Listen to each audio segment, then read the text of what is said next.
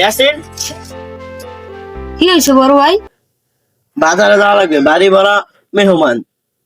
আব্বাই বললো 1 সপ্তাহ হয়েছে, এই কয়দিন ধরে তো আমি বাজার ঘাট করবা লাগছি, টাকা তো দিলি না।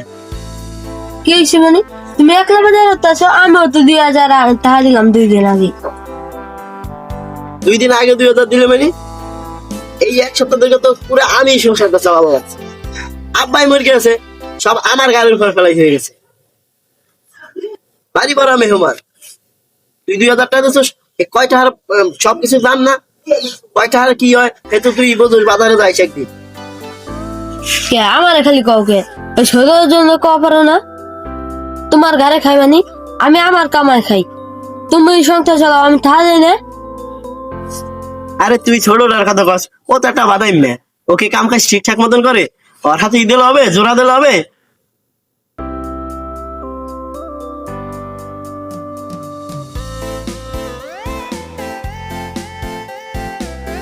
এটা কি শ্যাম তালুকদার বাড়ি? কেন চাচা, এটা তো সিএম তালুকদারের বাড়ি, কিন্তু সিএম তালুকদার তো 1 সপ্তাহ আগে মারা গেছে। সেটা আমি জানি, তার জন্য আসলাম। তোমরা জানি কয় ভাই বোন? আমরা হলো 3 ভাই। তোমাদের 3 ভাইয়ের সাথে আমার কিছু কথা আছে। এই যে আমার বড় ভাই আসে, কি করবেন কল? না, 3 বারই লাগবে। পয়সা তো ঘুরে বানাচ্ছি, খাও গুলান দিদি। পয়সাল এই জায়গায় তাই দি।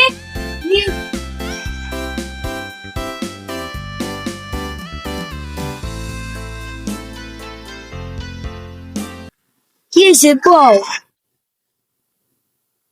কি জানি বলবে, এই যে চাচা আইছে। তোমরা 3 ভাই যখন আসছো, আমি বলতেছি, তোমার বাবা আমার বন্ধু ছিল, হার্ডওয়ার্কের বড় দোকান আমার। ও, বাবার সাথে একদিন গেছিলাম ওই দোকানে।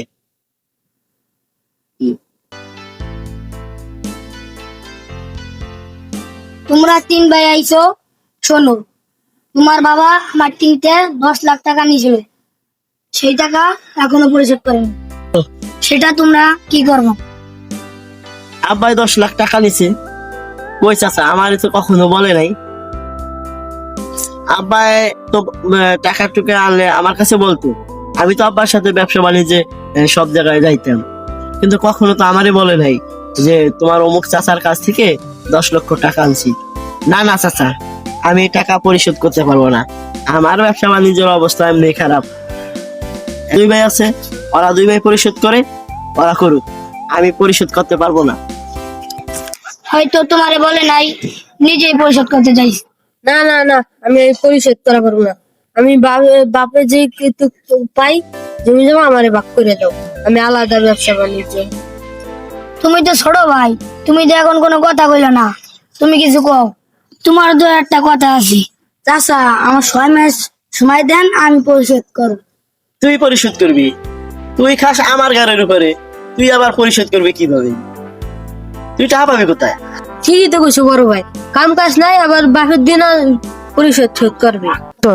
তুমি তো কইলে বাবে আমরা 3 ভাই আমার সম্পত্তি ভাগ করে নেব, আমার ভাগের টুক বেশি আমি ঋণ পরিশোধ করব।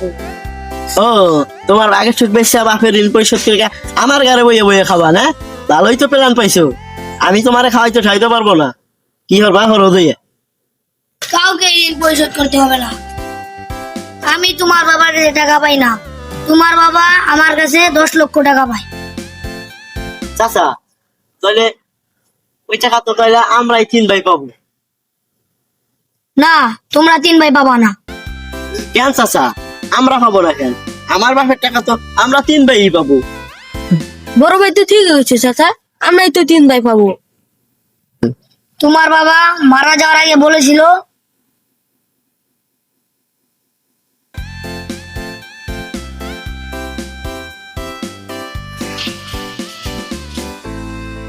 শ্যাম ভাই,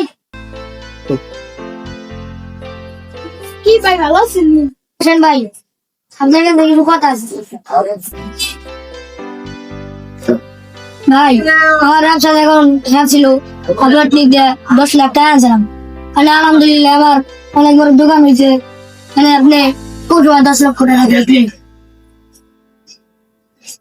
এ ভাই, টাকাটা তোমার কাছে চাও, আমার যে সময় লাগে ওই সময় নিয়ে হবে। আর আমি যদি বলে যাই আমার 3 ছেলে বেঁচে যে উপযুক্ত তারে দিই, আর যদি 3 ছেলে হয় তাকে বাক করে দিই। তো আপনি দেখছেন। আচ্ছা ঠিক আছে ভাই, আপনি যা ভালো বোঝেন। তাহলে উঠি। তা আসো ভেয়ে যান। না ভাই, আমার যে ছেলে উপযুক্ত তাকে 10 লক্ষ টাকা দিব।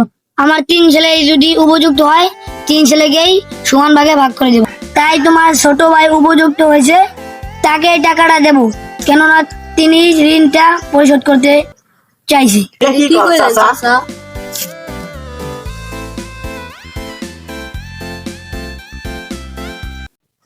হাজারো পরিবার আছে পিতামাতা ঋণগ্রস্ত হলে সন্তানেরা পরিশোধ করতে চায় না। পিতামাতা ঋণগ্রস্ত হলে সবাই তা পরিশোধ করুন।